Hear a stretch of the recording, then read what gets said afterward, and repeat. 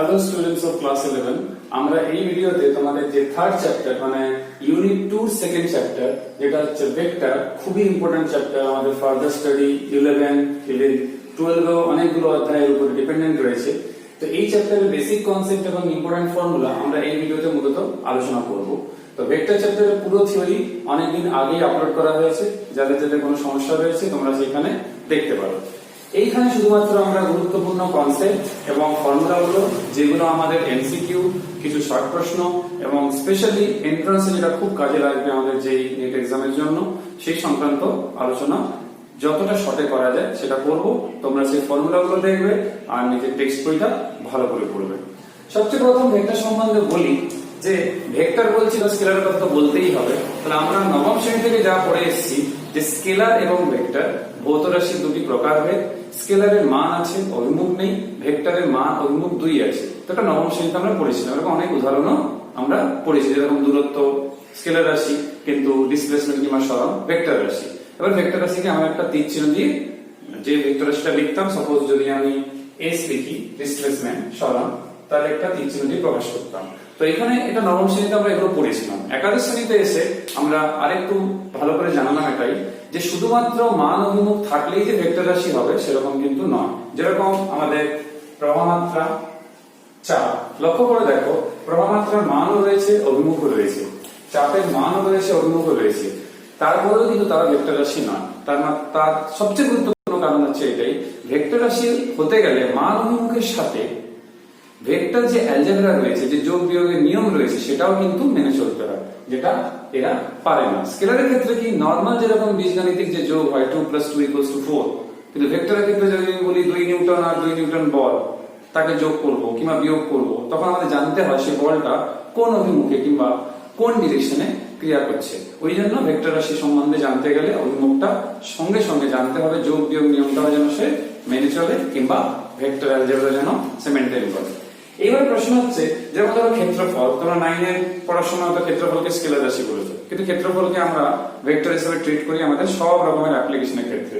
Suppose এটা একটা তল, এর নাম দিলাম এস, আমি এখানে একটা ডিএস, একটা ক্ষুদ্র ক্ষেত্রফল কল্পনা করলাম। এইখানে এর সাপেক্ষে যে অভিলম্বটা আমি যদি ড্র করি, আমি এখানে ক্যাপ চিহ্ন দিয়েছি, একটা একক ভেক্টর, ক্যাপ চিহ্ন মানে একটা একক ভেক্টর। এইটা দিয়ে বোঝানো হচ্ছে সেই ক্ষেত্রফলের অভিমুখ। তো তোমরা থিওরিটা পড়েছো।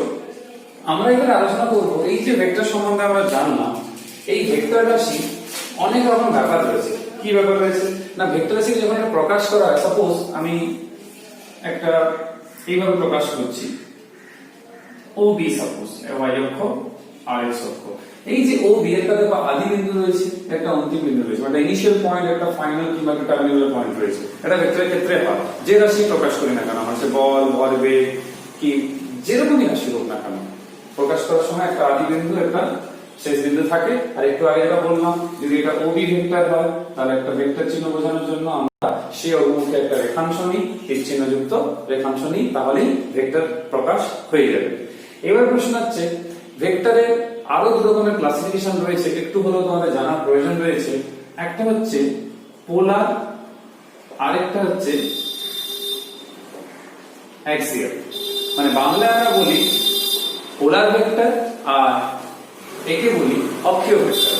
এখানে কনসেপশনটা মাথায় রাখবে, পোলার ভেক্টর মানে হচ্ছে কি না, সেই সকল ভেক্টরকে আমরা পোলার ভেক্টর বলি যেগুলো প্রকাশ করার সময় সেই ভেক্টরটা কোন দিকে ক্রিয়া করছে সেই অভিমুখে শুধুমাত্র একটা, যদি এ হয় সেই অভিমুখে একটা তীর চিহ্নযুক্ত রেখাংশ যদি অঙ্কন করে নি, তাহলে কিন্তু তাকে বোঝানো যায়। যে কোনো ধরো সরণ, বল, ভরবেগ, ত্বরণ, এগুলো সবগুলোই হচ্ছে পোলার ভেক্টর। এগুলো দর্পণে যদি ভেক্টর গুলোকে আমি এঁকে যদি দেখানো হয়, তাতে কিন্তু তার কোনো অভিমুখের পরিবর্তন হয় না। তার মানে এরা নির্দেশ স্থলের উপর নির্ভর করে না, এরা নির্দেশ স্থল নির্ভরশীল নয়, independent of frame of reference. এবার প্রশ্ন হচ্ছে, আমরা এই যে পোলার ভেক্টর জানলাম, এইখানে এই পোলার ভেক্টরে আরেকটা ব্যাপারও রয়েছে। সেটা হচ্ছে কি না, আমরা যে উদাহরণগুলো জানলাম এগুলো কিন্তু কোন রকমই ঘূর্ণনের সাথে সম্পর্কযুক্ত নয়, কিন্তু অক্ষীয় ভেক্টর ঘূর্ণনের সঙ্গে কিন্তু সম্পর্কযুক্ত। তার মানে কি, এটা যখন প্রকাশ করার সময় পোলার ভেক্টর যে বরাবর রয়েছে সেই বরাবর শুধুমাত্র আমি ভেক্টর চিহ্ন দিয়ে মানে রেখাংশ দিয়ে তীরচিহ্ন দিয়ে বুঝিয়ে দিতে পারছি। এর ক্ষেত্রে কি হবে না, এর ক্ষেত্রে হচ্ছে কোনো না কোনো ঘূর্ণনের সাথে সে জড়িত হবে। ঘূর্ণন আছে মানে ঘূর্ণাক্ষ থাকবে, সেই ঘূর্ণাক্ষের সমান্তরাল ভাবে আমাদেরকে প্রকাশ করতে হবে অ্যাক্সিয়াল ভেক্টর। তোমরা যখন দৃঢ় বস্তুর ঘূর্ণন পড়বে পরে চ্যাপ্টার যখন রোটেশনাল মোশন পড়বে, সেইখানে কিছু ভেক্টর জানবে যেরকম কৌণিক ভরবেগ, কৌণিক ত্বরণ, সেগুলোর ক্ষেত্রে কিন্তু সব কটাই হচ্ছে অ্যাক্সিয়াল ভেক্টর। তো একটু ধারণা তোমাদের প্রয়োজন দরকার। এরপরে হচ্ছে আমরা বিভিন্ন ধরনের ভেক্টর সম্বন্ধে একটু জানবো, যতটা শর্টে বলা যায়। ভিডিওতে আগের ভিডিওগুলোতে সব রয়েছে ডিটেলসে। যেরকম হচ্ছে সমান ভেক্টর। দেখো দুটো ভেক্টর সমান মানে, যদি আমি দুটো পেনকে দুটো ভেক্টর ধরি কিছুক্ষণের জন্য, সমান মানে শুধু মানে সমান হবে তা না, যে মান দুটো সমান তাহলে সমান হবে তা না। যদি দুটোর অভিমুখও একই হয় তাহলে কিন্তু মান এবং অভিমুখ দুটো যদি একই হয় তাহলে কিন্তু একে বলা হবে সমান ভেক্টর। এইবারে পরেরটা বলেছে যে বিপরীত ভেক্টর। বিপরীত ভেক্টরে কি হবে না, মান তো একই থাকতে হবে কিন্তু অভিমুখটা যেন আলাদা হয়, একে বলা হয় বিপরীত ভেক্টর। তো এটা মাথায় রাখবেন। নেক্সট আমরা পড়বো যেটা, সেটা হচ্ছে একরেখীয় ভেক্টর। এবার একরেখীয় ভেক্টর সম্বন্ধে বলি। ধরো তোমাদের কাছে এরকম কিছু ভেক্টর আছে, লক্ষ্য করে দেখো তারা কিন্তু সমান্তরাল তো আছে কিন্তু পরস্পরের সমান নয়, আবার তারা অভিমুখ একই নয় প্রত্যেকে।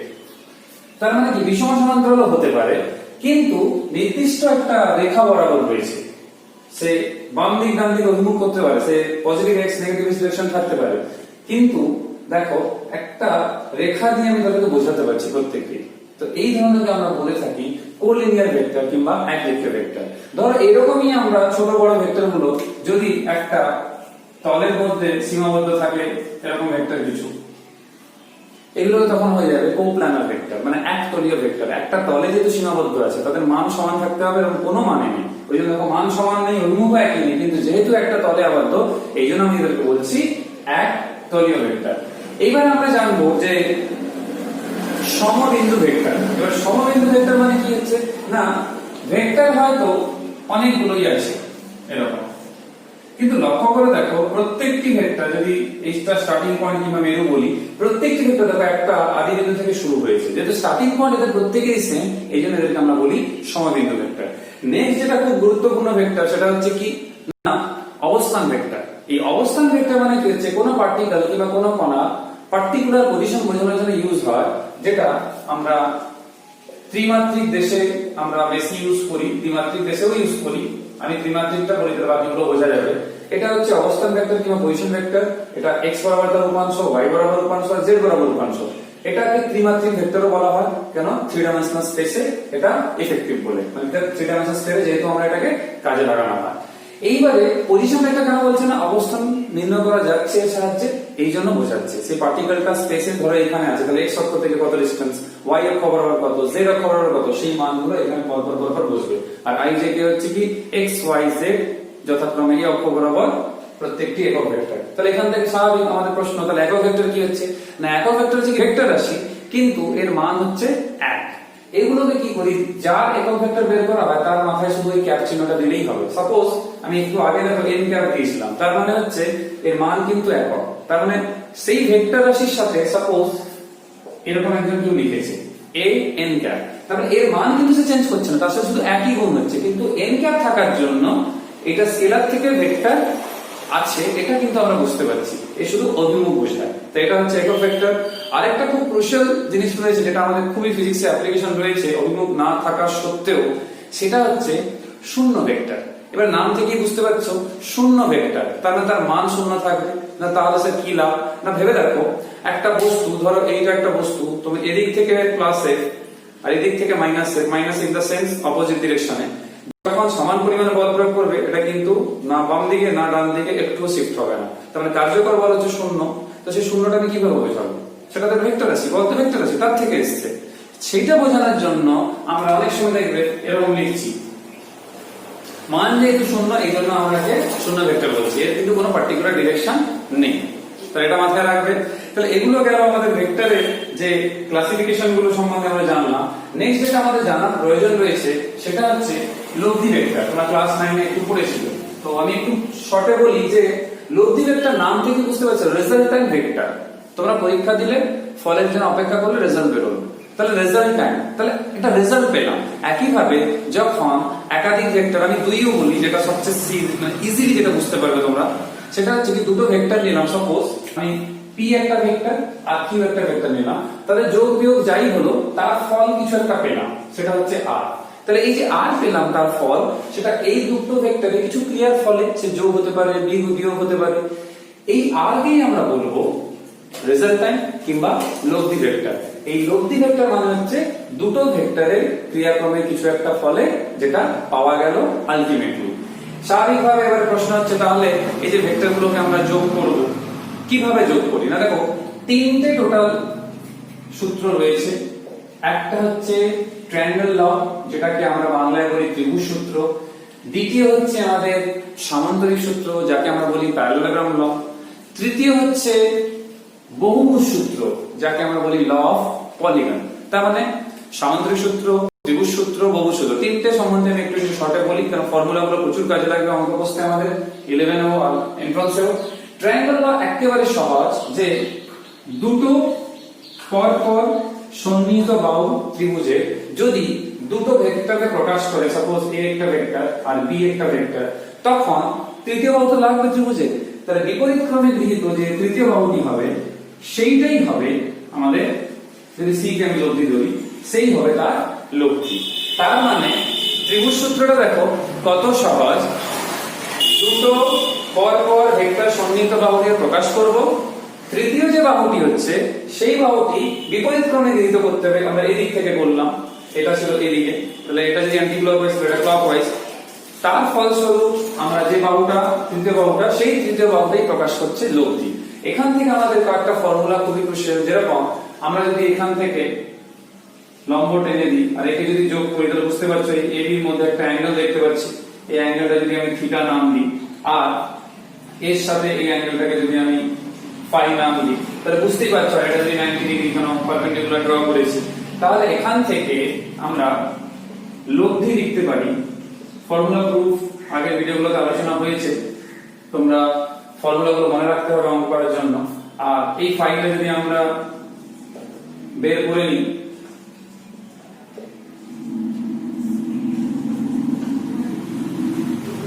এই যে formula c square equals to a square plus b square plus 2ab cos theta and tan phi equals to b sin theta by a plus b cos theta, এই ফর্মুলা আমাদের কিন্তু খুবই কাজে লাগবে। এইখান থেকে দেখো যেটা c রয়েছে সেটা হচ্ছে তোমাদের লব্ধি ভেক্টর, ঠিক আছে। এইবারে এই যে অ্যাঙ্গেলটা, অনেক বইতে তোমাদের আলফাও রয়েছে, সেটা কোনো ব্যাপার না, সেটা যে যেরকম ধরতে পারে। অনেকে একে pq নাম দেয়, যেরকম ছায়ার বইতে রয়েছে। অনেকে আবার ক্যাপিটাল এ ক্যাপিটাল বি নাম দেয়, নামে কিছু যায় আসে না, তুমি তোমার মতো ধরতে পারো। এই ফর্মুলা সামান্তরিক সূত্রের ক্ষেত্রে প্রযোজ্য। তাহলে সামান্তরিক সূত্রটা কেমন? না, সামান্তরিক সূত্রটা হচ্ছে যে তোমরা কি করবে না, একটা বিন্দু সাপেক্ষে দুটো সন্নিহিত বাহু নিয়ে নিই সামান্তরিকের। এইবারে এই দুটো বাহু সেই দুটো ভেক্টর, মানে যে দুটো ভেক্টরে তোমরা লব্ধি বের করতে চাইছো, এইভাবে সেই বিন্দু থেকে যদি আমি কর্ণ অঙ্কন করি, ঠিক আছে, সেই বিন্দু থেকে, যে বিন্দু থেকে আমি দুটো ভেক্টরকে এঁকেছি, তাহলে এরকম একটা কিছু আসবে, তাই তো? তাহলে বুঝতেই পারছো এই এ বির মধ্যে একটা আমার কোণ, যেরকম এখানে থিটা ছিল সেই থিটা আসবে। আবার লব্ধি যেটা আর, যেটা আমরা এখন অবশ্য সি বলেছি, ঠিক আছে, আমি সি একই নাম রাখি না, তোমরা কনফিউজ হয়ে যাবে। তাহলে সেই অ্যাঙ্গেলটা যদি ফাই ধরি, তাহলে বুঝতেই পারছো এখানে এ বি, তাহলে এটাও বি হবে, এটাও এ হবে, সামান্তরিক বিপরীত বাহুগুলি পরস্পরের সমান্তরাল। তাহলে এইখান থেকে দেখো আমরা যদি আবার আগের বারের মতো লম্বটা নিই আর সেই অ্যাঙ্গেল গুলো আবার যেরকম ছিল এখানে থিটা, সেই থিটা করি, তাহলে রেজাল্ট কিন্তু সেমই থাকবে, কোনো চেঞ্জ হবে না। তার মানে এই যে ফর্মুলা তোমরা দুটো বুঝছো কিংবা মনে রাখছো কিংবা প্রমাণটা একই থাকবে দুই ক্ষেত্রে। কারণ এই ত্রিভুজটাকে যদি আমি একই রকম এদিকে আনি, তাহলে দেখো এও কিন্তু সামান্তরিকই তৈরি করছে। তার মানে একটা সামান্তরিক মানে এর মধ্যে দুটো ত্রিভুজ কিন্তু থাকছে একই নেচারে। তাহলে এখান থেকে এই সূত্রটাও জানবো। কিন্তু এই যে দুটো সূত্র আমরা দেখলাম, তোমরা নিশ্চিত লক্ষ্য করেছো দুটি ভেক্টরের জন্য আলোচনা করা হয়েছে। এরকম তো সিচুয়েশন থাকতে পারে যেখানে আমাকে দুয়ের বেশি ভেক্টর আছে, যেমন 4টে কি 5টা ভেক্টর রয়েছে কি আরো বেশি রয়েছে। তার জন্য কি করতে হবে না, তার জন্য ল অফ পলিগন কিংবা বহুভুজের সূত্র আমরা প্রয়োগ করি। সেটা কিরকম করব না, একটা মুক্ত পলিগন মানে একটা মুক্ত বহুভুজ। ধরো আমার কাছে কয়েকটি ভেক্টর রয়েছে, এইটা সেই ভেক্টরের প্রথম, তাহলে এটা যদি স্টার্টিং পয়েন্ট হয় তাহলে সাপোজ a, আর একটা ভেক্টর সম্ভবত ধরো এরকম b রয়েছে, আর একটা ধরো এরকম c রয়েছে, জাস্ট চিহ্ন দিয়ে দিয়ে এঁকে যাও। সাপোজ আরেকটা রয়েছে d। তো এরকম চারটে ভেক্টর আমি তোমাদের দিয়েছি। এবারে আমরা বললাম যে এর রেজাল্ট্যান্ট বের করব। তাহলে কি করে বের করব না, লাস্ট যে বাহুটা যেটা দিয়ে আমি পলিগনটাকে বদ্ধ করছি, আরো থাকতে পারে, আরো আমার যেতে পারে, কিন্তু আমি আঁকিনি, তোমার বইগুলো থেকে অনেকগুলো আঁকা আছে। তাহলে এইটা দিয়ে বদ্ধ হচ্ছে, তাহলে এইটা হচ্ছে সেই আর, মানে যেটা হচ্ছে লব্ধি। তার মানে কি আমি এরকম বলতে পারি r equals to a plus b plus c plus d। এটাই হচ্ছে ল অফ পলিগন। তাহলে একদম সহজ। যদি তোমরা প্রমাণ করতে চাও, আগের ভিডিওগুলোতে রয়েছে, আমি শর্টে বলেও দিচ্ছি। তোমরা কি করলে a b কে প্রথমে লব্ধি বের করে দিলে, তাহলে হয়ে গেল এটা a plus b। তারপরে a plus b কে এর সঙ্গে যোগ করে দিলে, তখন হয়ে গেল a plus b। তাহলে a plus b plus c সেটা যখন d হবে তখন এটা হয়ে যাবে a plus b plus c plus d। তাহলে তিনটে সূত্রই হচ্ছে সামান্তরিকে আর ত্রিভুজে আর পলিগনের সূত্র, তিনটেই কিন্তু লব্ধি বের করতে আমাদের কাজে লেগে থাকে। এখন যেটা আমরা জানবো সেটা হচ্ছে কি, আমরা যে এগুলো শিখলাম, এইখানে লক্ষ্য করে দেখো যে c square equals to a square plus b square plus 2ab cos theta. এখান থেকে ভেবে রাখো যদি থিটার মান 0 ডিগ্রি হয় কোনো কারণে, তাহলে এখানে c এর মান কি হবে না a square plus b square plus 2ab root over. তার মানে c তখন একটা সর্বোচ্চ মান আমরা কিন্তু পাচ্ছি এইখানে। একইভাবে থিটা যদি 90 ডিগ্রি হয়ে যায় তখন কিন্তু শুধুমাত্র এইটা পাচ্ছি। আবার যদি 180 হয়, যেখানে আমরা একটা ইন্টারেস্টিং ফলাফল পাবো, সেইখানে দেখো এইটা পাচ্ছি c equals to a minus b। কারণ cos 180 মানে মাইনাস হয়ে যাবে, তখন a minus b whole square হবে, রুট ওভার দিলে a minus b। তাহলে দেখো একটা যোগ একটা কিন্তু বিয়োগ। এগুলো যেরকম তোমরা যোগের ক্ষেত্রে দেখলে, বিয়োগের ক্ষেত্রেও ভেক্টরে যখন বিয়োগ করা হবে সেটাও কিন্তু ভেক্টর অ্যালজেব্রা ছাড়া কিন্তু করা যাবে না। এবারে প্রশ্ন হচ্ছে ভেক্টর অ্যালজেব্রা দিয়ে আমরা বিয়োগ করব, সেই ক্ষেত্রে কিভাবে হবে বিয়োগটা। না সাপোজ আমাদের এরকম বিয়োগ করতে বলেছে b equals to a minus b। এই বিয়োগটা করার সময় আমরা কি করব না, এটা করার সময় আমরা এরকম করব, বিয়োগটাকে যোগের সাহায্য নিয়ে করব, মানে এই রকম। তাহলে খুব সহজ হয়ে যাবে। কি রকম সহজ হয়ে যাবে দেখো, আমরা আগে কি করছিলাম, এইটা a এইটা b, তাহলে আমি এর পুরোটা আঁকলাম না, এরকম করে আমরা a plus b রেজাল্ট্যান্ট পাচ্ছিলাম। এখন আমরা দরকার a plus of minus b, তাহলে আমি মাইনাস b টা এখানে এর সমান বিপরীত দিকে বর্ধিত করে দেব। ধরো তাহলে এটা মাইনাস b, তাহলে যদি একটু বড় হয়ে গেছে a minus b, তাহলে সমান্তরাল, তাহলে এর ক্ষেত্রে আমরা আবার পেয়ে যাবো, তাহলে এটা কি হবে a minus b। তাহলে দেখো ভেক্টরের বিয়োগটাও আমরা যোগের সাহায্য নিয়ে কিন্তু করতে পারছি। তাহলে এইভাবে আমরা কিন্তু সমাধান কিংবা অঙ্কগুলো করতে পারি। এখন যেটা আমরা আলোচনা করবো সেটা হচ্ছে কি, যে উপাংশে যখন বিভাজন করা হয় সেই বিভাজনটা আমরা লম্ব উপাংশে বিভাজনটা খুব বেশি হয়। তোমাদের এখানে একটা কথা বলে রাখি, এন্ট্রান্স স্পেশালি মেডিকেল এন্ট্রান্সে যদি কথা বলা হয়, নিটের কথা যদি বলা হয়, ভেক্টর চ্যাপ্টার তো অনেক অংশ রয়েছে, ভেক্টর এই ফান্ডামেন্টাল গুলো থেকে কিন্তু খুব একটা প্রশ্ন আসে না। ভেক্টর চ্যাপ্টার থেকে যে দুটো অংশ থেকে সবচেয়ে বেশি নিটে প্রশ্ন এসেছে সেইটা হচ্ছে, একটা হচ্ছে ভেক্টরের প্রয়োগ, ভেক্টরের যে অ্যাপ্লিকেশন ডিফারেন্ট কেসে, তার থেকে প্রশ্ন এসেছে সবচেয়ে বেশি। তারপরে প্রশ্ন এসেছে প্রাস মানে প্রজেক্টাইল মোশন, তার থেকে সবচেয়ে বেশি প্রশ্ন এসেছে। তা কিন্তু আমাদেরকে প্রস্তুতি সবগুলোই রাখতে হবে যাতে করে আমরা সব রকমের পরীক্ষা দিতে পারি। এবার প্রশ্ন হচ্ছে যে লম্ব উপাংশে ভেক্টর বিভাজন। এবার দেখো লম্ব উপাংশে ভেক্টর বিভাজন যখন আমরা সূত্র করি তখন ব্যাপারটা এরকমই হয় যে আমার কাছে অলরেডি একটা ভেক্টর রয়েছে, সাপোজ তাকে দুটো উপাংশে বিভাজন করছি। এবার লম্ব উপাংশ মানে কি, যে দুটো উপাংশে বিভাজন করব তাদের মধ্যবর্তী কোণ থাকবে 90 ডিগ্রি। তাহলে কিভাবে না, সাপোজ ধরো এইটা হচ্ছে একটা ভেক্টর আর তাকে লম্ব উপাংশে করছি, তার মানে এরকম। তাহলে এই বরাবর একটা উপাংশ পাবো আমি rx, আর এই বরাবর পাবো একটা ry, ক্যামেরা আচ্ছা ভুলে এখানে ry rx, ঠিক আছে। তাহলে এখানে rx একটা ry, তাহলে বুঝতে পারছো এই অ্যাঙ্গেলটা যদি আমি থিটা ধরি, তাহলে আমি যদি এগুলো এঁকে নিই, তাহলে তুমি সহজে তোমরা এটা লিখতে পারবে, তাই তো। তাহলে একই ভাবে আমরা যখন ry লিখব, ry মানে এটাও ry হচ্ছে, তাহলে লম্ব বাই অতিভুজ, তাহলে এখানে দেখতেই পাচ্ছ, তাহলে r sin থিটা।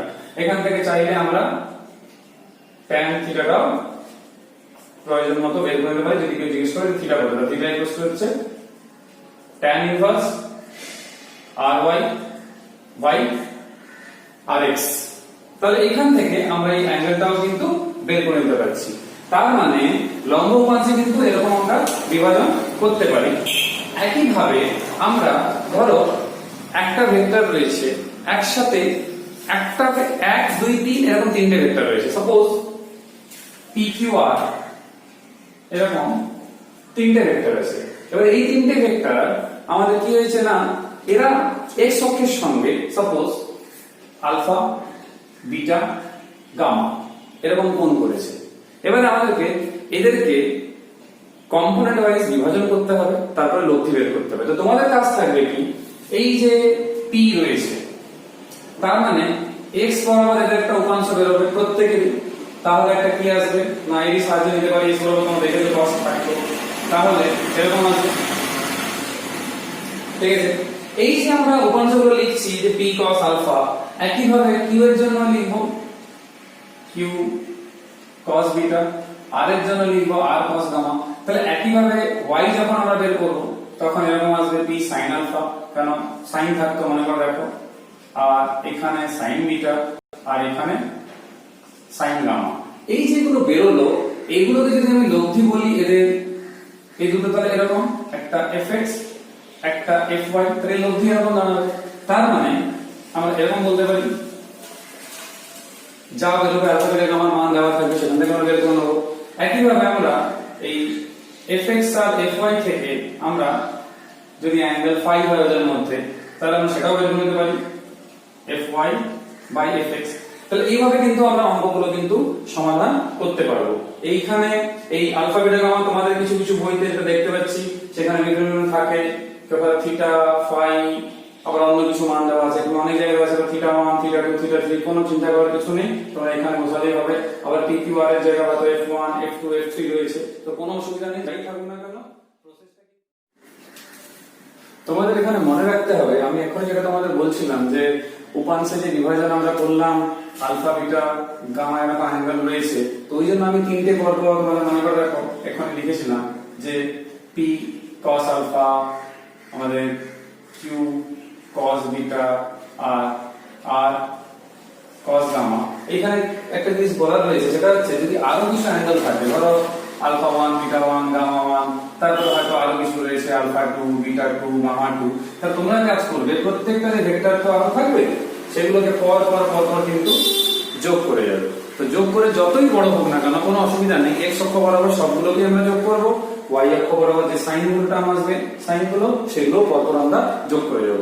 এবার প্রশ্ন হচ্ছে, এটা তো সমকৌণিক উপাংশে বিভাজন হলো, আমাদের তো এরকম থাকতেই পারে সিচুয়েশন যেখানে এই দুটো কোণ মানে এই কোণ আর এই কোণ মিলে 90 ডিগ্রি হচ্ছে না, তখন আমরা কি করব? মানে সিচুয়েশনটা আমি বলছি কি রকম সিচুয়েশন। সাপোজ এখানে একটা ভেক্টর আছে আমার কাছে p ভেক্টর, আর সাপোজ এই ভেক্টরটা আছে আমার q ভেক্টর, তো এদের লব্ধি এরকম সাপোজ r। এইবারে এটার কথা আমি কেন বলছি, এরকম রয়েছে আর এইখানে এরকম রয়েছে।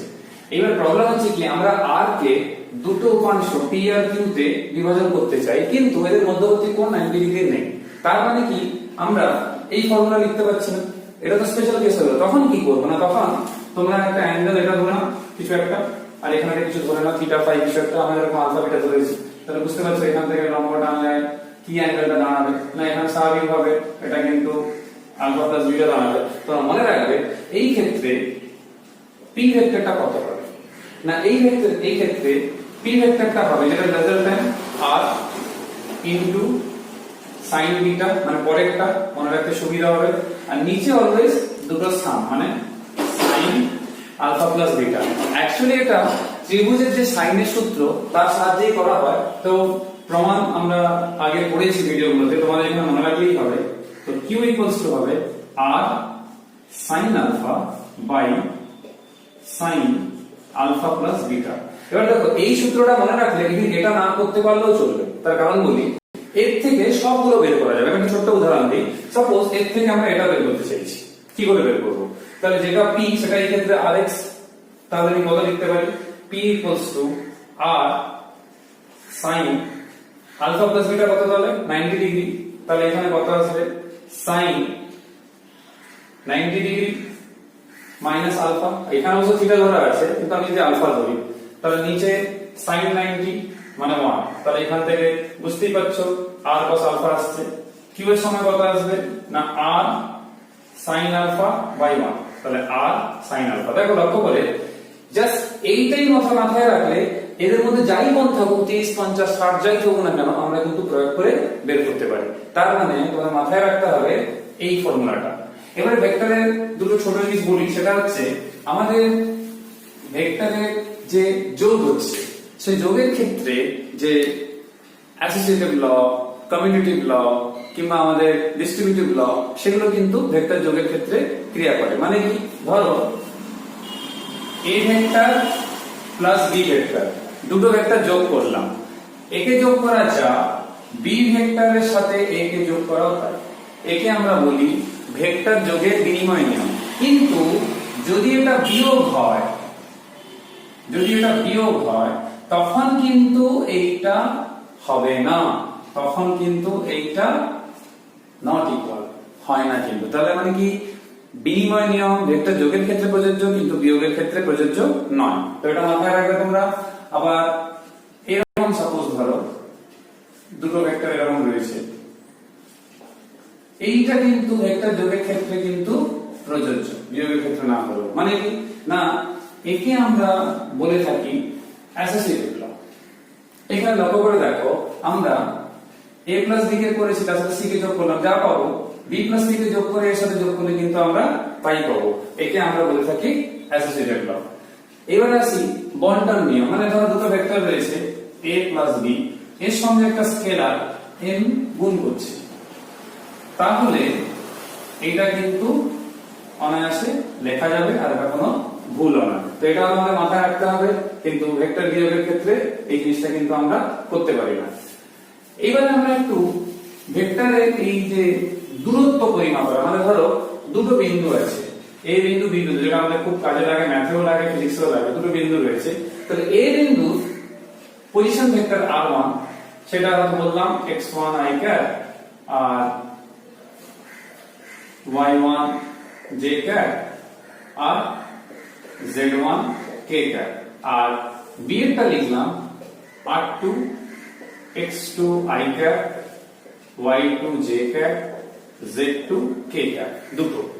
এবারে বাবা এদের মধ্যবর্তী দূরত্বটা নির্ণয় করতে হবে। তাহলে ভেক্টরের নিয়ম অনুসারে দূরত্ব যদি r হয় তাহলে r r2 r1। তো এটাকে আমরা এইভাবে লিখব x2 x1 i cap y2 y1 j cap z2 z1 k cap.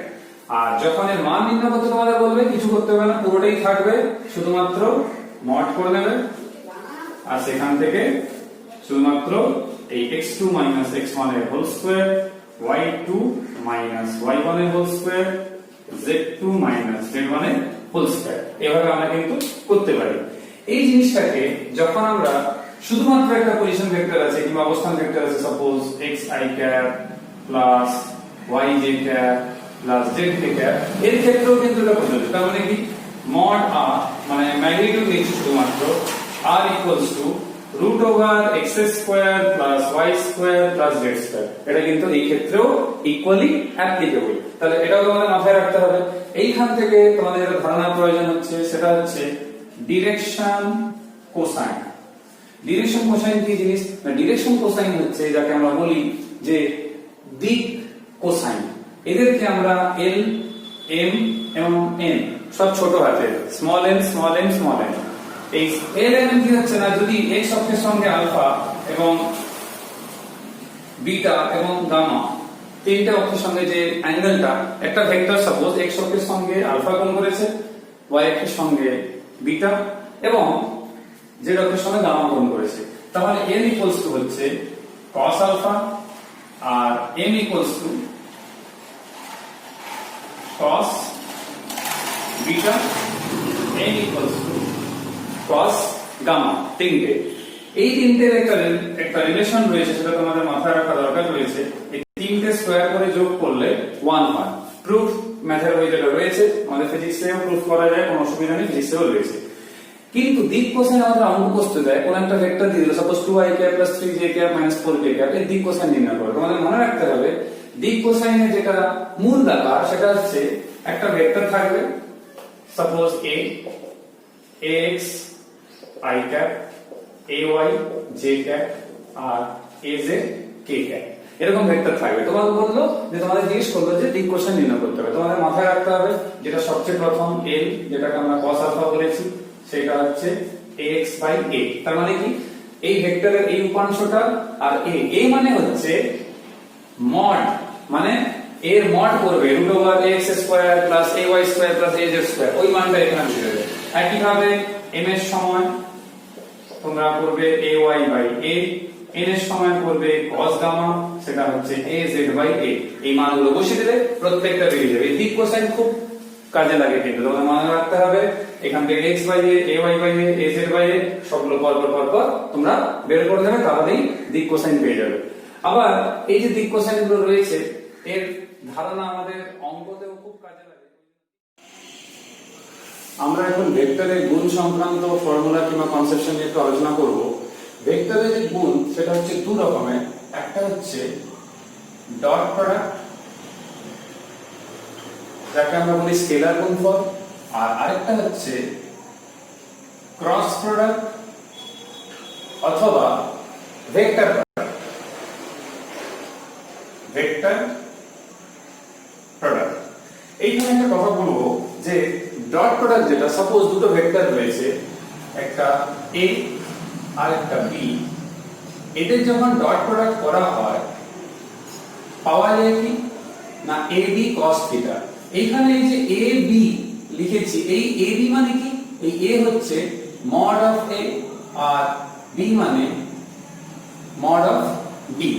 তো এই যে mod of a mod of b রয়েছে, আর এখানে যে cos θ দেখতে পাচ্ছ, এইখানে এই ফলাফলটা কিন্তু স্কেলার, এই জন্য একে বলা হয় স্কেলার গুণফল। একই ভাবে এই যে ডট প্রোডাক্ট আমরা করছি, সাপোজ আমাকে দুটো ভেক্টরের মধ্যে অ্যাঙ্গেল বের করতে বলেছে, তো সেই অ্যাঙ্গেলটা আমি ধরলাম থিটা। তাহলে তোমরা কিভাবে বের করবে না a ডট b আগে বের করে নেবে, তারপরে ab দিয়ে ভাগ, মানে জাস্ট এইটাকে এভাবে লিখতে হবে, তারপরে থিটা cos ইনভার্স এই পার্টটা তুলে দেবে, তাহলেই তোমরা কিন্তু উত্তর পেয়ে যাবে। এবারে এই যে a ডট b, বুঝতে পারছো যখন থিটা 90 ডিগ্রি হবে তখন a ডট b এর মান কিন্তু 0 হবে। এর অর্থ হচ্ছে দুটো ভেক্টর পরস্পর লম্ব হওয়ার শর্ত হচ্ছে a ডট b কিংবা ডট প্রোডাক্ট অফ ab সমান 0। সাপোজ এই ভেক্টরটা এইভাবে রয়েছে, ax তার x উপাংশ, একই ভাবে y উপাংশ এইটা এইখানে, নেক্সট হচ্ছে এটা। এবার দেখো দুটো ভেক্টর রয়েছে, এর যখন ডট প্রোডাক্ট করা হবে, এই ডট প্রোডাক্টের অ্যানসার হচ্ছে ax bx plus ay by plus az bz।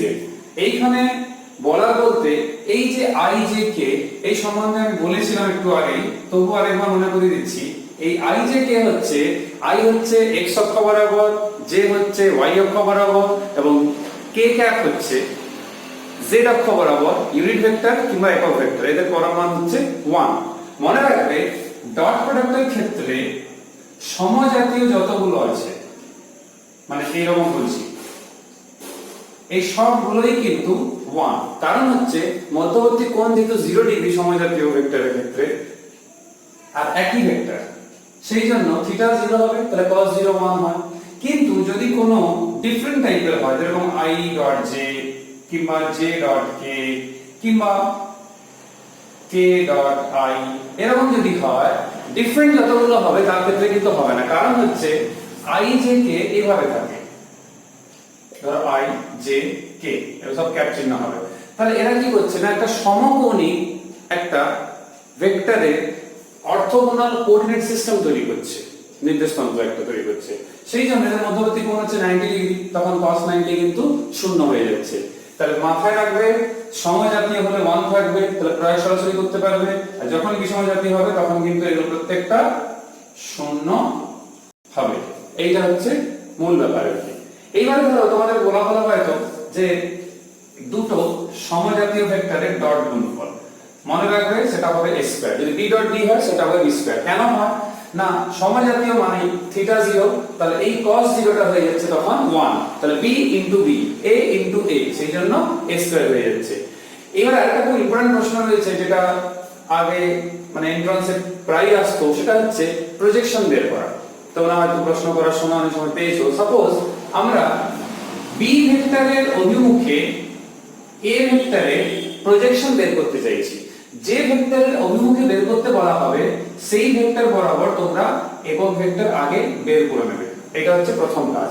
তারপরে যে ভেক্টরের জন্য বের করতে বলেছে তার সাথে এইটাকে ডট করে নিতে হবে।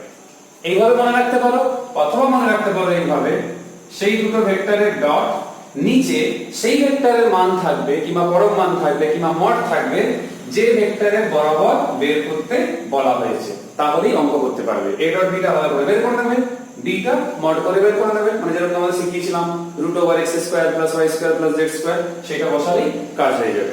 তাহলে এটা আমরা মোটামুটি জানলাম। এই ডট প্রোডাক্টের অনেক ব্যবহার রয়েছে, তোমাদের পরিচিতর মধ্যে আমি বলি, যেরকম কৃতকার্য তোমরা 9 থেকে পড়ে আসছো, w = f ডট s, এই ডটটাই ডট প্রোডাক্টের জন্য। একইভাবে ক্ষমতা, লক্ষ্য করে দেখো এই দুটো ক্ষেত্রে দুটো ভেক্টর রাশি ডট হচ্ছে কিন্তু পাওয়া যাচ্ছে স্কেলার। তোমার লাইনে প্রশ্ন থাকতো দুটি ভেক্টর রাশির গুণের ফলে স্কেলার রাশি পাওয়া যায়, এমন একটি উদাহরণ দাও। এই দুটি উদাহরণ তার ক্ষেত্রেই প্রযোজ্য থাকছে। তাহলে এগুলো কেন আমাদের স্কেলার গুণফলের ব্যাপারে। এবার আমরা একটু আলোচনা করব, সেটা হচ্ছে ভেক্টর গুণফলের ব্যাপারে। ভেক্টর গুণফলে আমরা একইভাবে যদি আমরা দুটো ভেক্টর নিই a আর b, এইখানে পার্থক্য এটাই হচ্ছে এদের গুণফলের ফলটা যেটা পাচ্ছি সেটা হচ্ছে ভেক্টর কোয়ান্টিটি। তার মানে a b sin theta n cap, এই n ক্যাপটা হচ্ছে, কারণ এটা তো স্কেলার হয়ে যাচ্ছে, n ক্যাপটাই হচ্ছে যে মানটা পাচ্ছি তার যে অভিমুখ থাকছে ভেক্টর রাশি, সেই অভিমুখ বরাবর একটি একক ভেক্টর। কেমন না, ধরো এইটা a এটা b, সাপোজ এই দুটো a b ভেক্টর দুটো, এই দুটোর যখন ক্রস প্রোডাক্ট হবে তার উত্তর এইটা a বরাবর n ক্যাপ, a বরাবর a ক্রস b। তাহলে এর মধ্যবর্তী কোণ যদি আমি থিটা যদি ধরি, তাহলে একটা যদি ডান পাকের স্ক্রু যদি এখানে ধরা হয়, তাহলে ডান পাকের স্ক্রুকে যদি আমি a থেকে b এর দিকে নিয়ে যাই, তাহলে অগ্রগতি কোন দিকে হবে, উপরের দিকে এরকম। তো যেদিক বরাবর ডান পাকের স্ক্রু ঘোরানো হবে, মানে অভিমুখটা নির্ণয় করা হচ্ছে ডান পাকের স্ক্রু নিয়ম লাগিয়ে, তখন যেদিক বরাবর রোটেট করে অগ্রভাগটা যেদিক বরাবর যাবে সেই বরাবরই হবে এই ক্রস প্রোডাক্টের অভিমুখ। তো এটা মাথায় রাখবে, থিওরি তো পড়েছো, আমি জাস্ট একটু মনে করালাম। এখান থেকেও আমরা চাইলে sin থিটা, কিংবা আমি আরো সহজ করে দিই theta = sin inverse a cross b by ab, এইটা বের করেও কিন্তু আমরা উত্তর বের করতে পারি দুটি ভেক্টরের মধ্যে কত কোণ রয়েছে। এখানে ভেবে রাখো যদি থিটা = 0 ডিগ্রি হয়, তাহলে a ক্রস b সমান হচ্ছে 0। এটার বলার অর্থ রয়েছে দুটি ভেক্টর পরস্পরের সমান্তরাল হবে যখন তাদের ক্রস গুণফল কিংবা ভেক্টর গুণফল 0 হবে। এটা খুবই গুরুত্বপূর্ণ জিনিস। এটাও কিন্তু এই ক্ষেত্রে একটা ভেক্টরই বলা যেতে পারে, কারণ দুটো ক্রস করে পাওয়া যাচ্ছে যেহেতু।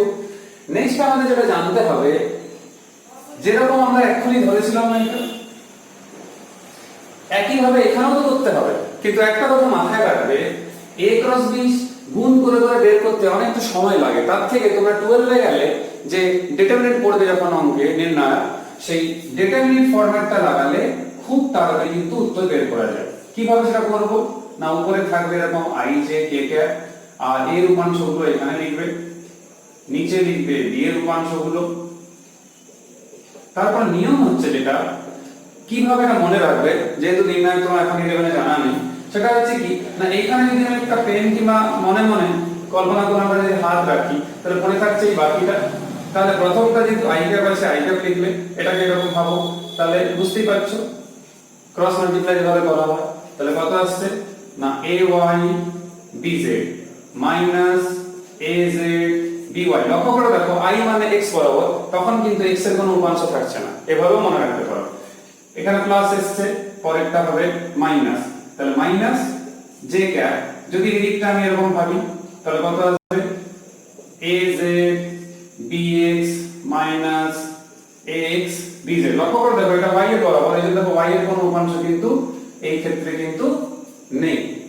নেক্সট আসবে কত প্লাস k ক্যাপ, তাহলে k ক্যাপ, তাহলে k ক্যাপ যখন করছি তখন কত আসবে ax by, এইটা তাহলে মাইনাস ay bx। লক্ষ্য করে দেখো z বরাবর যেহেতু একক ভেক্টর হচ্ছে k ক্যাপ, তখন এইখানে কিন্তু k এর কোনো রকম মানে z যে ভ্যালু, k এর কোনো রকম যে অংশ মানে z কিন্তু নেই। তাহলে এভাবেও কিন্তু মনে রাখতে পারো। এই যে a ক্রস b এটা খুবই আমাদের কাজে লাগে, কোথায় না দুটো ক্ষেত্রে কাজে লাগে। একটা হচ্ছে যদি কোনো ত্রিভুজের দুটি সন্নিহিত বাহুকে দুটি ভেক্টর দ্বারা প্রকাশ করা হয় মানে a আর b, তখন হাফ a ক্রস b, এই হাফ a ক্রস b পরিমাপ করে দিতে তুমি পেয়ে যাবে তোমরা ত্রিভুজের ক্ষেত্রফল, যেটা 12 এ অঙ্কতেও কাজে লাগবে ভেক্টর করার সময়, আর আমাদের ফিজিক্সে তো 11 এ লাগছে। তাহলে হাফ a ক্রস b। আবার তোমরা জানো দুটো ত্রিভুজ মিলে একই রকম সামান্তরিক তৈরি করে, তাহলে কোন সামান্তরিকের যদি আমি এরকম কল্পনা করি a আর b থাকে তার সন্নিহিত বাহু, তাহলে সেই সামান্তরিকের ক্ষেত্রফল হবে a ক্রস b। তাহলে এখান থেকে তোমরা এটাও মাথায় রাখবে যে কোন প্যারালোগ্রামের এরিয়া তো বের করা যায় ক্রস প্রোডাক্ট দিয়ে, আবার ত্রিভুজের এরিয়া কিংবা ক্ষেত্রফলও বের করা যায় ক্রস প্রোডাক্ট দিয়ে। তাহলে এগুলো একটু মাথায় রাখতে হবে। নেক্সট যেটা আমাদের জানতে হবে যে যেরকম আমরা এখনই দেখেছিলাম যে স্কেলার প্রোডাক্টের প্রয়োগ রয়েছে, ওইরকম ভেক্টর প্রোডাক্টের প্রোডাক্ট তোমরা 11 এই পড়বে, যেরকম tau equals to r cross f। এটাও কিন্তু ক্রস প্রোডাক্ট কিংবা ভেক্টর প্রোডাক্টের উদাহরণ। একই ভাবে আমরা কৌণিক ভরবেগ L সমান r ক্রস p কিংবা আমাদের রৈখিক বেগ কৌণিক বেগের সঙ্গে যে সম্পর্ক v সমান r ক্রস r, এগুলো সবই কিন্তু ক্রস প্রোডাক্টের এক একটা উদাহরণ। আরো রয়েছে, তোমরা এগুলো এই লেভেলে সবগুলোই পড়বে। এবার প্রশ্ন হচ্ছে আমরা এখানে যেরকম i dot i j dot j k dot k এগুলো যে করছিলাম, এখানে কি হবে তোমাদের একটা জিনিস মনে রাখবে, যেহেতু ক্রস প্রোডাক্টের সাইন থাকে, তাহলে থিটা যখন 0 ডিগ্রি হবে তখন কিন্তু কিছু পাওয়া যাবে না উত্তর। তার মানে আমি এটা বলতে চাইছি যখন সমজাতীয় একক ভেক্টরে ক্রস প্রোডাক্ট করা হবে, সে j ক্রস j হোক কি k ক্রস k হোক, তোমরা একদম ইজিলি উত্তরটা করতে পারবে। একই জাতীয় যদি ক্রস প্রোডাক্ট দেখো, যেরকম a ক্রস a, সাপোজ তোমাদের জিজ্ঞেস করেছে কেউ b ক্রস b কত হবে, সব এমসিকিউ, তাহলে সলভ করার কিছু নেই, তুমি যত দ্রুত আনসার দিতে পারবে। যেহেতু সমজাতীয় তাহলে কিন্তু শূন্য হবে। কিন্তু আগের বার তোমরা মনে করে দেখো যখন আমরা এখানে করছিলাম সমজাতীয়, তখন কিন্তু সেটা শূন্য পাওয়া যায়নি, তখন কিন্তু মান পেয়েছিলাম। কেন?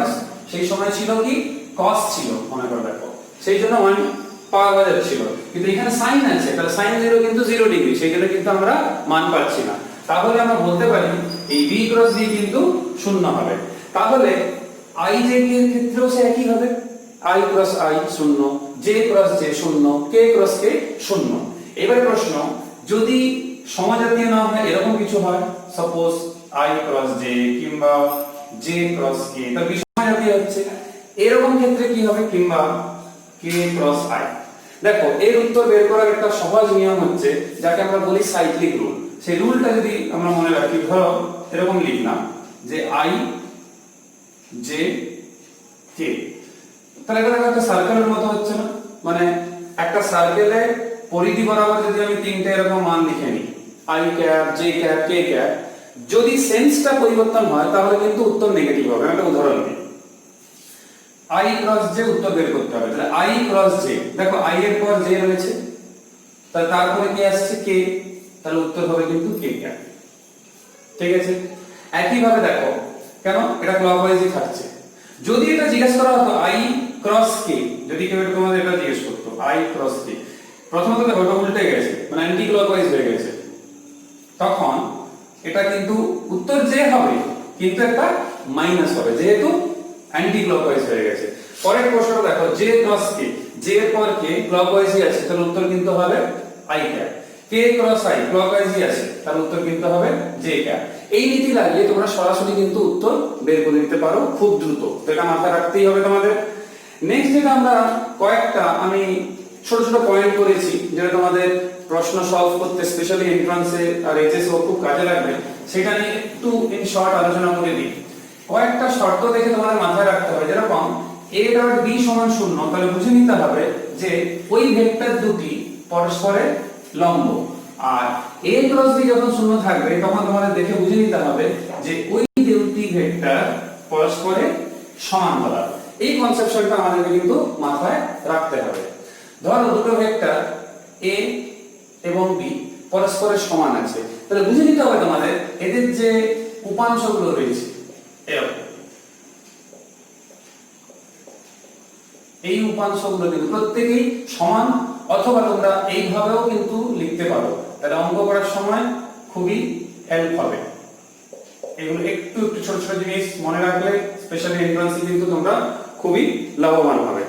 নেক্সট যে কনসেপশনটা রয়েছে সেটা হচ্ছে যদি a plus b plus c, যদি তিনটি vector a plus b vector plus c vector সমান 0, এই a plus b plus c plus এরকম a plus b plus c সমান 0 কিংবা অথবা a plus b equals to c, যে কোনো একটা যদি শর্ত থাকে এইটা কিংবা এইটা, তখন বুঝে নিতে হবে এই শর্ত স্যাটিসফাই করা মানে a vector b vector c vector তিনটে একই তলে অবস্থিত আছে। মনে রাখবে এইটা বলে অনেকেরই মনে আছে, অনেকে এটা ভুলে যায়, এটাতেও হবে, উপরেরটাতেও হবে, এটাতেও হবে। এগুলো মনে রাখলে কি হবে, প্রুফ তো আমরা থিওরিতে পড়ি কিন্তু এন্ট্রান্সে সরাসরি প্রয়োগ করতে পারলে সময় বাঁচে। কিন্তু পরের শর্ত বলছি a cross b equals to c, এরকম কিছু দেওয়া আছে, মানে দুটো ভেক্টরে ক্রস করে আরেকটা ভেক্টর পাওয়া গেছে। তো এখান থেকে পরিষ্কার তোমাদের বুঝে নিতে হবে যে নিশ্চিত এই a ক্রস b করার পর যে ভেক্টরটা পাওয়া যাচ্ছে সেই ভেক্টরটা এই ভেক্টরের অভিলম্ব হবে, মানে a এর অভিলম্ব হবে b এরও অভিলম্ব হবে। এটা মাথায় রাখবে। যদি দুটো ভেক্টরে ক্রস করে যে ভেক্টরটা পাওয়া যায় সেই ভেক্টরটি যাদের ক্রস করা হয় তাদের প্রত্যেকের উপরে হচ্ছে কিন্তু লম্ব। এই প্রসঙ্গে একটা বলে দিলে ভালো হবে, যদি তোমাদের কখনোই একক লম্ব ভেক্টর বের করতে বলে দুটি ভেক্টরের উপরে, সাপোজ a b এর উপরে একটা একক লম্ব ভেক্টর বের করতে বলেছে, যেটা এন্ট্রান্সও রয়েছে এইচএসও এসেছে, তখন কি করবে, সেই দুটি ভেক্টরের প্রথমে ক্রস করবে, তারপরে সেই ক্রস প্রোডাক্টে তোমরা মড নেবে, তাহলে যে উত্তরটা পাওয়া যাবে সেটাই হচ্ছে তোমার এই এনক্যাপ।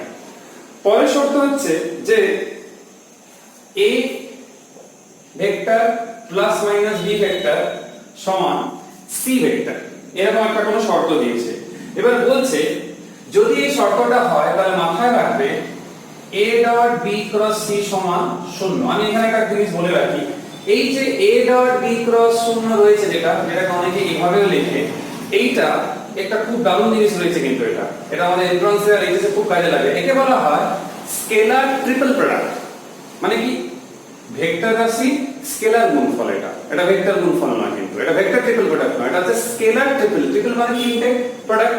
এইবারে এই কোন আয়তঘন যদি থাকে, মানে একটা সমকোণী চৌকোণের মতো ধরো, মানে ইটের মতো কিছু একটা ধরো, তার আয়তন যদি তার দৈর্ঘ্য প্রস্থ উচ্চতা তিনটে ভেক্টর দিয়ে প্রকাশ করা a b c, তাহলে a dot b cross c করলে যেটা পাওয়া যাবে সেটা হচ্ছে সেই আয়তঘন কিংবা আয়তঘনকে কি না আয়তন।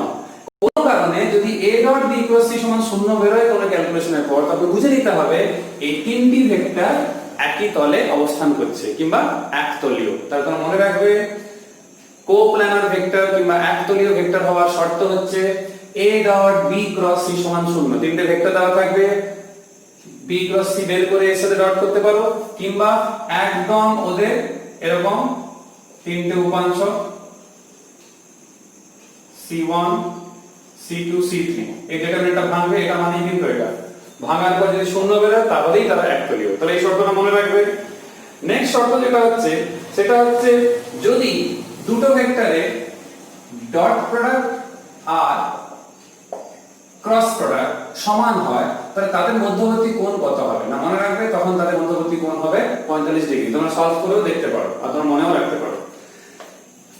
নেক্সট প্রশ্ন যে যদি a প্লাস b সমান c হয়, অথবা a square plus b square সমান c স্কয়ার হয়, তাহলে ab এর মধ্যে কোণ কত? না তোমরা সলভ করে দেখতে পারো আর শর্ট প্রশ্নের জন্য মনে রাখতে পারো। তার মানে ab এর মধ্যে নিশ্চিত তারা পরস্পরের লম্ব, তাহলে তার মানে তাদের মধ্যে কোণ হচ্ছে 90 ডিগ্রি। তাহলে এখন মোটামুটি আমরা ডট আর ক্রস প্রোডাক্ট সম্বন্ধে যে সূত্রগুলো ছিল মোটামুটি জানলাম। একটা জিনিস এখানে বলা রয়েছে, এই যে a dot b cross c করা যা b dot c cross a, কারণ এখানে রো আর কলাম অপারেশন যখন কন্ট্রোল বা অঙ্কে শিখবে দেখবে কোনো চেঞ্জ হয় না উত্তরে, এটা করাও তাই, ইভেন এইটা করাও তাই। তার মানে বলতে চাইছি a dot b cross c যা b dot c cross a ও তাই, আর c dot a cross b ও তাই। এই তিনটে জিনিস কিন্তু একই, এটা মাথায় রাখবে কিন্তু।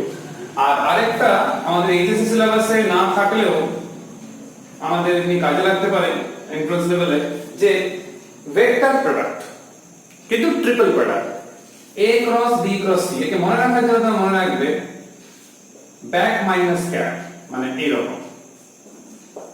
কিন্তু এইটা আমাদের সেরকম প্রয়োগ পরীক্ষাতে সেরকম প্রশ্ন কিন্তু নেই, তো এটা থেকে গুরুত্বপূর্ণ তোমাদের এটাই ভালো করে মনে রাখতে হবে। এবার একদম আমরা আপেক্ষিক বেগ এবং আপেক্ষিক ত্বরণ নিয়ে একটু বলি, তাহলে বুঝতেই পারছো দুটো গতিশীল বস্তুর কথা থাকবে সেখানে, সেই গতিশীল বস্তু মধ্যে একটা আরেকটা সাপেক্ষে যে গতিশীল সেই প্রশ্নটা থাকবে সেখানে রিলেটেড। তাহলে মনের মধ্যে রাখবে এটা, যদি ধরো একটা বস্তুর গতিবেগ v1 আর আরেকটা যদি v2 হয়, এবার কেউ জিজ্ঞেস করলো যে প্রথম বস্তুর আপেক্ষিক বেগ দ্বিতীয় বস্তুর সাপেক্ষে, তাহলে আমরা এরকম লিখব, এইটা লিখব, এইটাকে আমরা ভেক্টর ফরম্যাটে এইভাবে সাজাতে পারি। তাহলে এইটা যেটা আমরা যখন বের করছি যে দ্বিতীয় বস্তুর সাপেক্ষে প্রথম বস্তু, যেটা এক লেখা আছে ফার্স্ট, সেটার বের করা হচ্ছে, আর এর পরে নাম থাকে 2 তার সাপেক্ষে। একইভাবে আমরা এটাও করতে পারি, এটাও করতে পারি। সাপোজ এইটা করেছি, তখন লব্ধি কত হবে? না আমরা সূত্র জানি, তাহলে লব্ধি এরকম দাঁড়াবে v1 square plus v2 square, যেহেতু একটা মাইনাস আছে তাহলে এখানে শুধুমাত্র তোমরা মাইনাস করে নেবে। যদি অ্যাঙ্গেল আমি থিটা ধরি, তাহলে v1 square plus v2 square minus 2 v1 v2 into cos theta, যেখানে থিটা হচ্ছে এই v1 আর v2 দুটো ভেক্টরের মধ্যবর্তী কোণ। এইবারে ধরো বৃষ্টি পড়ছে, যেরকম লম্বভাবে পড়ে লম্বভাবে, আর একজন ব্যক্তি উনি এইভাবে হেঁটে যাচ্ছেন, তাহলে এই ব্যক্তির গতির সাপেক্ষে যদি এটা আমি ব্যক্তির গতিবেগ ভেক্টর আর এটা বৃষ্টি m ফর ম্যান আর ফর রেন যদি করি, তাহলে এটা স্বাভাবিক মাইনাস vm হবে। কেন মাইনাস করছি না? স্বাভাবিকভাবে আমি যদি বৃষ্টির আপেক্ষিক বেগ বের করছি কার সাপেক্ষে? না ব্যক্তির গতির সাপেক্ষে। ব্যক্তি তো হাঁটছেন, তাহলে উনি কিভাবে সাপেক্ষে করবেন যাতে করে উনি বৃষ্টি থেকে নিজেকে সেভ করতে পারেন? তাহলে এটা কত হবে? না vr মাইনাস vm, তাহলে vr equals to vr minus vm। তাহলে যেহেতু লম্ব ভাগটা দেখতেই পাচ্ছ, তাহলে মাইনাস, তাহলে এই জন্য এখানে করা হচ্ছে, তাহলে বুঝতেই পারছো লব্ধিটা কেমন আসবে, এরকম আসবে। তার মানে আমি বলতে পারি এটা যে vrm তাহলে হচ্ছে vr স্কয়ার আর vm এর হোল স্কয়ার, কারণ প্লাস 2ab যে cos থিটাটা আসে, মানে minus 2vr into vm cos theta, সেটা কত? না সেটা হচ্ছে 90, cos 90 হচ্ছে 0। এখান থেকে আমরা চাইলে এই লব্ধির সঙ্গে কত কোণ সৃষ্টি করেছে সেটাও আমরা বের করতে পারি। যদি অ্যাঙ্গেলটা যদি আমরা phi ধরি, তাহলে কত হবে? না আমি কাজ করি একবারে বের করে নিই, তাহলে phi tan inverse vm by vr। তাহলে এখান থেকে আমরা এটাও বের করে নিতে পারি। একই ভাবে ধরো আমরা এই যে ধরো এখানে phi ধরেছি, তোমরা এখানে phi ধরে নেবে, কোনো অসুবিধা নেই। ধরো কোন একটা নদী রয়েছে, নদীর এই প্রস্থতা হচ্ছে d, কেউ কম সময়ে কিন্তু পেরোতে চাইছে, ঠিক আছে, আর কেউ কম ডিসটেন্সে পেরোতে চাইছে। কম ডিসটেন্সে পেরোনো মানে বুঝতেই পারছো একদম নদীর প্রস্থ বরাবর সোজা চলে যেতে হবে। তো যদি স্থির জলে নৌকার বেগ v1 হয় আর স্রোতের বেগ যদি v2 হয় আর এদের লব্ধি যদি হয় v, তাহলে সময় কত লাগা উচিত?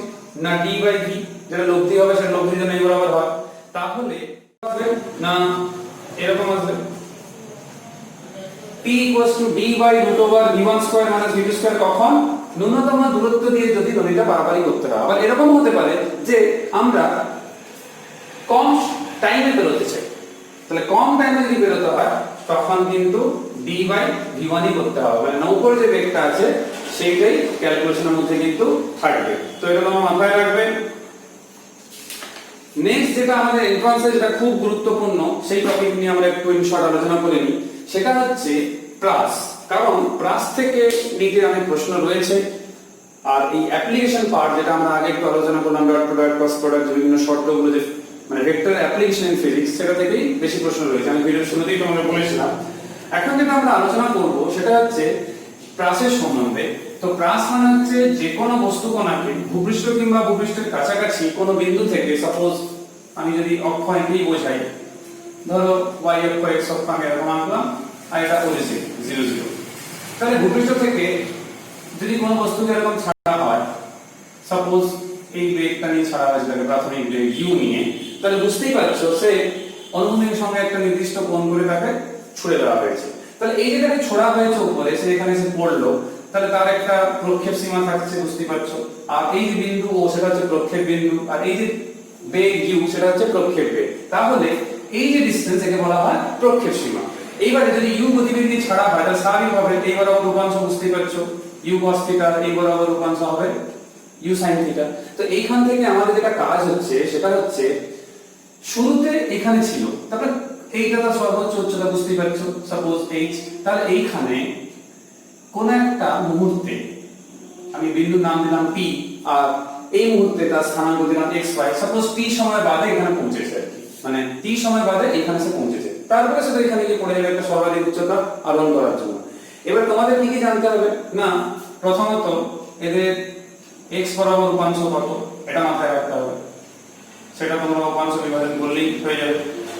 নেক্সট হচ্ছে কি না, এদের যে ত্বরণ, না x বরাবর বুঝতে পারছো কোন ত্বরণ না, কারণ এটা অধিবর্ষের অধীনে হচ্ছে। তারপর কি y বরাবর কি না -d হবে, এখান থেকে চাইলে কোনো লব্ধিটাও বের করতে পারো, ঠিক আছে, তো প্রয়োজন নেই অবশ্য। তারপরে সর্বোচ্চ কত উচ্চতা লাভ করবে, না এইখান থেকে আমরা এটা বলতে পারি, তোমাদের মনে আছে যে এরকম আমরা সূত্র প্রয়োগ করতাম, তাহলে এখান থেকে বুঝতে পারছো কি আসবে, এই যে ওঠা তার জন্য কত সময় লাগবে, না u sin α/g, আবার না একই সময় লাগবে। তাহলে টোটাল লাইনটা কত বলবো, 2u sin, যদি আলফা ধরতাম, আমরা তো থিটা ধরেছি, তাহলে আমরা থিটা লিখবো, তাহলে 2u sin θ/g। তাহলে এইখান থেকে দেখো এটা হচ্ছে সর্বাধিক উচ্চতা যেটা আরোহণ করছে। এবার সর্বাধিক করতে গেলে কি না, এটা হচ্ছে উচ্চতা আরোহণ করা, সর্বাধিক হলে আমাদের কি করতে হবে, থিটাকে ম্যাক্সিমাম করতে হবে। তার মানে কি সেখান থেকে থিটাকে 90 বসাতে হবে, তখন সর্বাধিক উচ্চতা হয়ে যাবে u²/2g। এটা হচ্ছে ইন জেনারেল উচ্চতা, মানে কতটা উচ্চতা আরোহণ করছে। সর্বাধিক যখনই করব আমরা, তখন এইটা শুধু বের করব, ঠিক আছে। এবার t হচ্ছে 2u sin θ/g, একইভাবে যে প্রক্ষেপ সীমা রয়েছে আর সেটা কত দাঁড়াচ্ছে না, সেই ক্ষেত্রেও আমরা যে u² sin 2θ/g, তাহলে এখানে যে ফর্মুলাগুলো রয়েছে যে h u² sin² θ/2g, আর সর্বাধিক এখান থেকে বুঝতে পারছো যখন sin θ 90 হবে তখন u²/2g, আর r যেটা রয়েছে rটাও আমি সবগুলো মিলিয়ে দিচ্ছি। তাহলে এখানে যখন r থাকছে, r এর ক্ষেত্রেও একই জিনিসই থাকছে, যে কতটা ওর প্রক্ষেপ সীমা থাকছে সেটাও আমাদেরকে মাথায় রাখতে হবে, যে u² sin 2θ/g। এই ক্ষেত্রে যেটা বলা রয়েছে যে t সময় বাদে যখন সে এখানে পৌঁছালো তখন কত হবে না, x জানি আমরা x vt হয়, তার মানে ux into t, তাহলে u cos θ into t। y কত হবে না, y হবে uy, কত তার গতিবেগ না, এইখানে দেখো u sin θ y বরাবর, তাহলে u sin θ আমাদের সেই সূত্রটা তোমাদের নিশ্চিত মনে আছে, h ut minus half gt², তাহলে u sin θ into t minus half gt²। তাহলে এটা এইখান থেকে দেখেই করা যেতে পারে, এই সমীকরণে u এর জায়গায় শুধু u sin θ বসালেই হবে, আর half gt² তো অলরেডি ছিল, আর এই বরাবর তো জিরো কোনো ভূমিকা নেই, কেন, সেটা অনুভূমিক বরাবর, আর g তো সব সময় উল্লম্ব বরাবর ক্রিয়া করে। নেক্সট যেটা আমাদের এখানে মাথায় রাখতে হবে যেটা, যে v যেটা আমরা এক্ষুনি যেটা করছিলাম, সাপোজ আমরা যদি x বরাবর যেটা লিখছি u cos θ, আর y বরাবর যদি আমি লিখি t সময় বাদে, তাই এমনি হয় u sin θ, কিন্তু তখন দাঁড়িয়ে যাবে কি না u sin θ মাইনাস dt। কেন সেটা বলি, আমরা সূত্র কি পড়েছিলাম, এটা পড়েছিলাম v u minus dt। তো এই ক্ষেত্রে যে প্রভাব থাকছে না, যেহেতু x অক্ষ বরাবর, তাহলে এখান থেকে আমি লব্ধি বের করতে পারি vx square plus vy square, তো সেটাও কাজে লাগবে আমাদের। তাহলে এখান থেকে u sin θ মাইনাস dt আর v √vx স্কয়ার ও vy স্কয়ার, কেন সেই সমকোণী উপাংশে বিভাজন হচ্ছে, তাই পরের টার্মটা যে cos θ টার্মটা থাকছে না, কারণ cos 90 শূন্য। তাহলে এগুলো তোমাদের একটু মাথায় রাখতে হবে। আর সবচেয়ে বড় যেটা হচ্ছে, দেখতেই পাচ্ছ এই যে নেচারটা, গতিপথের যে নেচার, সেটা হচ্ছে কি না অধিবৃত্তাকার। তাহলে অধিবৃত্তাকার নেচার হওয়া মানেই সমীকরণটা একটা অধিবৃত্তের মতো হবে। সেই অধিবৃত্তের মতো সমীকরণ হওয়ার জন্য সমীকরণটা হয় দেখতে y x tan θ minus g 2u square cos square θ into 2u square cos square θ into x square। এটা হচ্ছে কার মতো দেখতে না y ax plus bx square মতো দেখতে। এটা একটা প্যারাবোলা কিংবা অধিবৃত্তের সমীকরণ, তাই বলা হয় প্রাসের গতিপথ হচ্ছে অধিবৃত্তাকার। তাহলে এটা ছিল কি না, এটা হচ্ছে অনুভূমিকের সঙ্গে একটা নির্দিষ্ট কোণ করে যে প্রাসের গতি। আবার এরকমও হতে পারে যেখানে অনুভূমিক প্রাস থাকতে পারে, মানে কি ধরো ছাদ, এটা এই ছাদের এখান থেকে একটা ইউ গতিবেগ নিয়ে একটা বস্তুকে সরালো। তো তোমরা তো জানো সেই যে নিচে এই জায়গাতে পড়বে, যখন আমরা একটা অত ইউ একটা গতিবেগ নিয়ে ছুড়েছি তাকে, এখানে ব্যাপার রয়েছে, যদি এই হাইটটা আমি ভূপৃষ্ঠ থেকে এই ধরি, তাহলে এইটা হবে প্রক্ষেপ সীমা। তাহলে এইখানে কি করতে হবে আমাদের, যে যেগুলো আমাদের মাথায় রাখতে হবে সেটা হচ্ছে x বরাবর কত না u গেছে, মানে u বেগ নিয়ে গেছে t সময়, তাহলে x স্বাভাবিকভাবে ut হবে একটা, এটা একদমই সহজ। কিন্তু y এর ক্ষেত্রে কি হবে না, প্রাথমিক গতিবেগ কিছু ছিল না, তাহলে শুধুমাত্র এই যে হাফ dt স্কয়ার, এবারে আগের ক্ষেত্রে মাইনাস ছিল, এই ক্ষেত্রে মাইনাস হবে না, কারণ নিচের দিকে হচ্ছে, তার মানে ভূপৃষ্ঠের দিকে হচ্ছে, তাহলে y হবে হাফ dt স্কয়ার। এবারে কত সময় লাগলো না, এটা হলেই হবে, কারণ হচ্ছে আমরা পড়েছিলাম h হাফ dt স্কয়ার। তাহলে এগুলো আমাদের জানা রয়েছে। প্রক্ষেপ সীমা কত হবে না গতিবেগ ইনটু সময়। তাহলে সময় কত না, গতিবেগ যদি আমি u ধরি তাহলে u ইনটু 2h/g। তাহলে আগের ক্যালকুলেশন থেকে এটা কিন্তু অনেকটাই সহজ হচ্ছে। এরও কিন্তু গতিপথের সেই সমীকরণটা দেখো অধিবৃত্তাকারে কিন্তু থাকছে। তার মানে আমরা বলতে পারি যে যেরকম আমরা xy বের করছি, কোন একটা বিন্দু ধরে নেব, সেটাই হচ্ছে সেই xy বিন্দু। তাহলে এটাকে আমরা অনুভূমিক প্রাস বলছি। একটা নির্দিষ্ট স্থান থেকে এভাবে ছাড়ছি, কোনো অ্যাঙ্গেল করার প্রয়োজন নেই, সোজা ছাড়ছি এইভাবে। আর এই ক্ষেত্রে যেহেতু ভূমির সঙ্গে একটা কোণ করে ছাড়া হচ্ছে, সেই জন্য এটাকে আমরা বলে থাকি প্রজেক্টাইল। কিরকম প্রজেক্টাইল না অনুভূমিকের সঙ্গে একটা কোণ করা প্রজেক্টাইল। তাহলে মোটামুটি তোমাদের ভেক্টর চ্যাপ্টারে অতগুলো ফর্মুলা রয়েছে, বুঝতেই পারছো অনেকগুলো ফর্মুলা। শুধু ফর্মুলাগুলো বলতেও কত লম্বা একটা ভিডিও তৈরি হয়ে গেছে বলতে গেলে। তোমরা থিওরিটা ভালো করে পড়ো, প্রথমে বই থেকে ধরে ধরে কোনটা কি রকম হয়েছে, তারপরে নিউমেরিক্যালগুলো সলভ করবে। কোনো সমস্যা হলে আমাকে জানাবে। আমরা নেক্সট দুটো ভিডিওতে এই চ্যাপ্টারের উপরে এইচএস মানে 11 র্যাঙ্ক এক্সামিনেশন আর এন্ট্রান্স ডব্লিউবিজেই এবং নিটের জন্য কিছু টিপিক্যাল প্রবলেম, সেগুলো নিয়ে নিউমেরিক্যাল নিয়ে আলোচনা করব। সবাই সুস্থ থেকো, ভালো থেকো। Till then, by.